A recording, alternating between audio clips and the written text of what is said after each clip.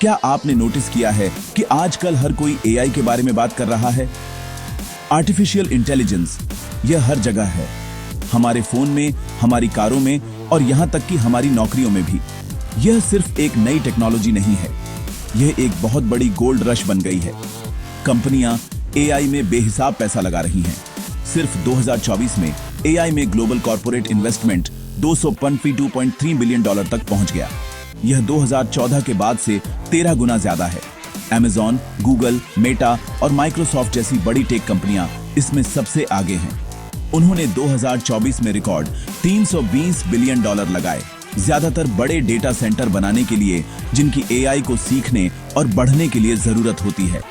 पैसे की इस बड़ी लहर ने स्टॉक मार्केट को रिकॉर्ड ऊंचाई पर पहुंचा दिया है। लेकिन जब भी कोई चीज इतनी तेजी से बढ़ती है तो एक सवाल हमेशा आता है, क्या यह ग्रोथ असली है या यह एक बुलबुला है जो कभी भी फट सकता है? यह वही डर है जो धीरे धीरे इन्वेस्टर्स और आम लोगों के दिमाग में आ रहा है। हम देखते हैं कि कंपनियां बहुत बड़ी वैल्यूएशन पर हैं, कुछ तो सैकड़ों बिलियन डॉलर की, लेकिन क्या वे सच में पैसा कमा रही हैं?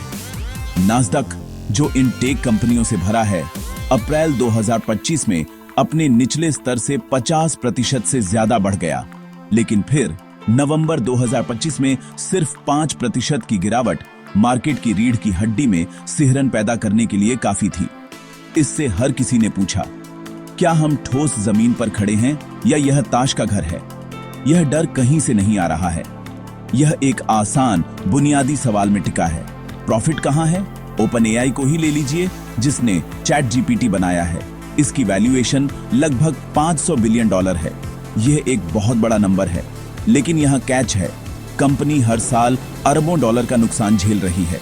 इसके सीईओ सैम ऑल्टमैन ने 2024 में यह भी कहा था कि उन्हें परवाह नहीं है कि वे एक साल में 500 मिलियन या 50 बिलियन जलाते हैं। यह मानसिकता ही लोगों को परेशान करती है। यह सबसे बड़ा, सबसे पावरफुल एआई बनाने की दौड़ है, जिसमें प्रॉफिट की चिंता बाद के लिए छोड़ दी गई है। खर्च और कमाई के बीच का यह अंतर ही बुलबुले की चिंता का मूल है। यह स्थिति कई लोगों को इतिहास के एक ऐसे ही समय की याद दिलाती है, 1990 के दशक के आखिर का .com बुलबुला। तब हर कोई इंटरनेट को लेकर एक्साइटेड था। जिन कंपनियों के नाम में .com होता था, उन्हें बहुत बड़े इन्वेस्टमेंट मिलते थे, भले ही उनके पास पैसा कमाने की कोई क्लियर प्लानिंग न हो। एक्साइटमेंट संक्रामक था और मार्केट आसमान छू रहा था। लेकिन आखिर में सच्चाई सामने आई। इन्वेस्टर्स को समझ आ गया कि इनमें से कई कंपनियां प्रॉफिटेबल नहीं थीं और कभी नहीं होंगी। बुलबुला फट गया और मार्केट क्रैश हो गया। सवाल यह है कि आज 2026 की शुरुआत में हमें खुद से यह पूछना होगा कि क्या एआई के साथ इतिहास खुद को दोहराने वाला है? चलिए 2000 के साल में वापस चलते हैं। इंटरनेट एक नया फ्रंटियर था। इन्वेस्टर्स इंटरनेट से जुड़ी किसी भी कंपनी में पैसा लगा रहे थे। यह माना जाता था कि इंटरनेट दुनिया बदल देगा और हर कोई इसका हिस्सा बनना चाहता था। इससे इंफ्रास्ट्रक्चर का बड़े पैमाने पर निर्माण हुआ, जैसे फाइबर ऑप्टिक केबल बिछाना। कंपनियों ने अरबों खर्च किए, यह मानकर कि डिमांड कभी खत्म नहीं होगी। क्या यह कुछ जाना पहचाना लग रहा है? आज हम एआई के साथ भी यही देख रहे हैं। मेटा जैसी कंपनियां मैनहट्टन जितने बड़े डेटा सेंटर बनाने की प्लानिंग कर रही हैं। स्टारगेट प्रोजेक्ट, एक और एआई पहल, का बजट $500 बिलियन है। यह इंफ्रास्ट्रक्चर की दौड़ है, ठीक 90 के दशक की तरह। समानताएं काफी चौंकाने वाली हैं। आईएमएफ के चीफ इकोनॉमिस्ट ने अक्टूबर 2025 में यहां तक चेतावनी दी थी कि एआई बूम में .com बुलबुले की गूंज है। तब क्रैश के बाद यह पता चला कि नए बिछाए गए फाइबर ऑप्टिक केबल का 85 से 95% हिस्सा इस्तेमाल नहीं हुआ था। वह सारा इन्वेस्टमेंट, वह सारी उम्मीद जमीन के नीचे अंधेरे और खाली पड़ी थी। आज हम एक ऐसा ही पैटर्न देख रहे हैं। 2024 के MIT स्टडी में पाया गया कि जेनरेटिव एआई में $40 बिलियन से ज्यादा के इन्वेस्टमेंट के बावजूद 95% पायलट प्रोजेक्ट्स कोई खास रिजल्ट नहीं दे पाए। कंपनियां टूल्स बनाने पर अरबों खर्च कर रही हैं, लेकिन उन्होंने यह नहीं समझा कि उनका इस्तेमाल प्रॉफिट कमाने के लिए कैसे किया जाए। हालांकि इस बार कुछ बहुत जरूरी अंतर भी हैं। यह क्रैश के खिलाफ तर्क है। .com युग के दौरान बूम बड़े पैमाने पर छोटे स्टार्टअप्स और सट्टा लगाने वाले इन्वेस्टर्स से बढ़ा था। इनमें से कई कंपनियों के पास कोई रेवेन्यू, कोई प्रॉफिट और कोई सॉलिड बिजनेस प्लान नहीं था। आज एआई क्रांति को दुनिया की कुछ सबसे बड़ी और सबसे प्रॉफिटेबल कंपनियां फाइनेंस कर रही हैं। हम गूगल, माइक्रोसॉफ्ट और एनवीडिया की बात कर रहे हैं। इन कंपनियों के पास बहुत पैसा है और मजबूत कैश रिजर्व्स हैं। वे सिर्फ उम्मीद पर दांव नहीं लगा रहे हैं, वे उसमें इन्वेस्ट कर रहे हैं जिसे वे अपने बिजनेस का भविष्य मानते हैं। उदाहरण के लिए माइक्रोसॉफ्ट का एआई केंद्रित क्लाउड डिवीजन एज्योर 2024 में 89% बढ़ा और $86 बिलियन की रन रेट तक पहुंच गया। एनवीडिया, जो एआई के लिए जरूरी चिप्स बनाती है, भारी डिमांड के कारण दुनिया की सबसे वैल्यूएबल कंपनी बन गई। ये असली बिजनेस हैं जिनके पास असली रेवेन्यू है। गोल्डमैन सैक्स के एनालिस्ट्स ने 2025 के आखिर में तर्क दिया कि ये इन्वेस्टमेंट टिकाऊ हैं। उनका मानना है कि एआई 2030 के दशक में बहुत बड़े प्रोडक्टिविटी गेन्स लाएगा, जो आखिर में इन हाई वैल्यूएशन को सही ठहराएगा। तो जहां एक्साइटमेंट .com युग जैसा ही लग रहा है, वहीं इस बार फाइनेंशियल फाउंडेशन बहुत मजबूत लग रहा है।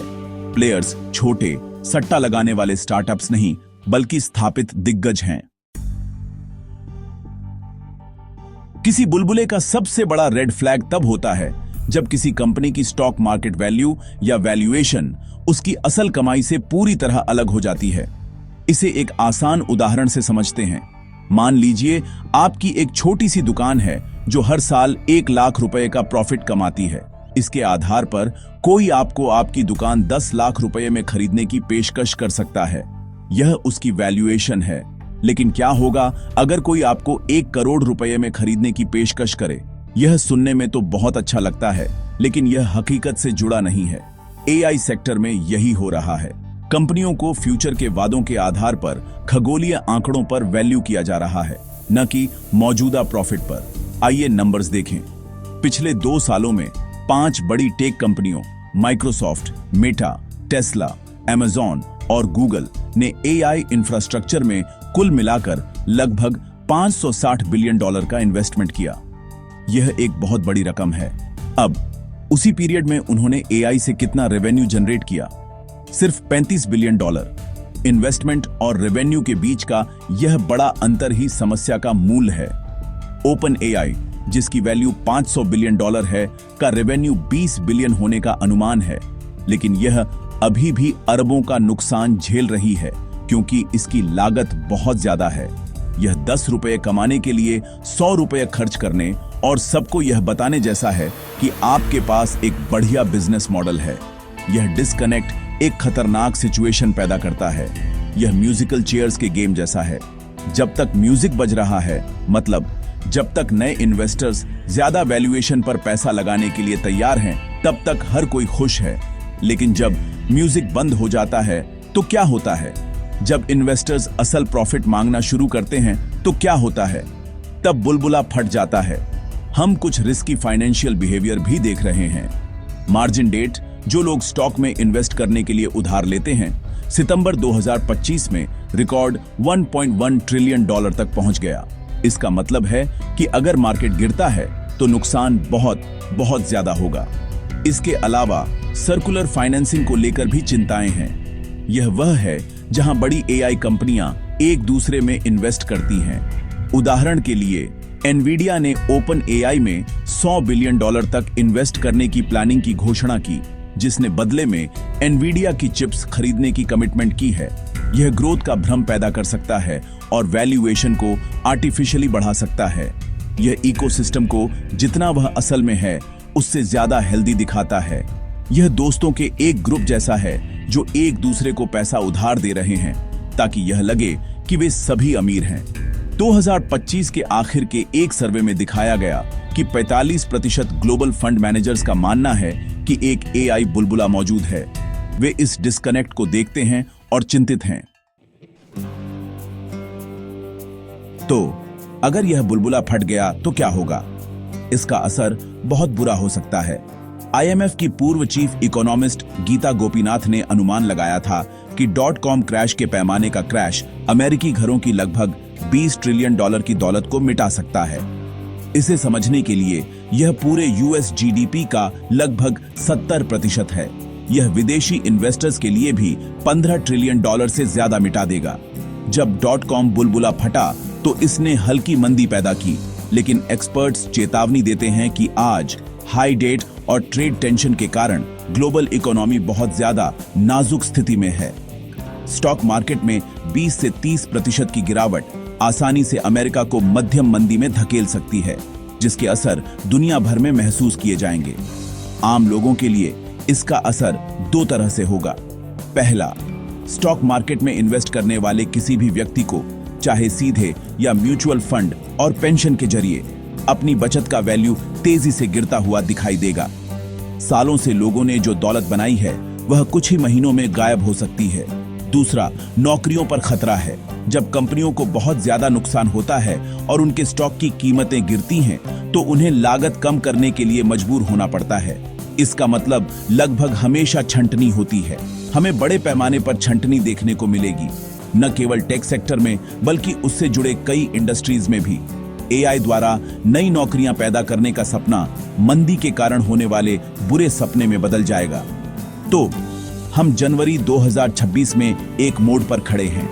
एक तरफ हमारे पास संदेहवादी हैं जो बुलबुले के सभी क्लासिक लक्षण देखते हैं: तर्कहीन उत्साह, रेवेन्यू से अलग बड़े पैमाने पर, वैल्यूएशन और रिस्की फाइनेंशियल बिहेवियर। वे .com क्रैश को आने वाली चीज की स्पष्ट चेतावनी के रूप में बताते हैं। दूसरी तरफ हमारे पास आशावादी हैं।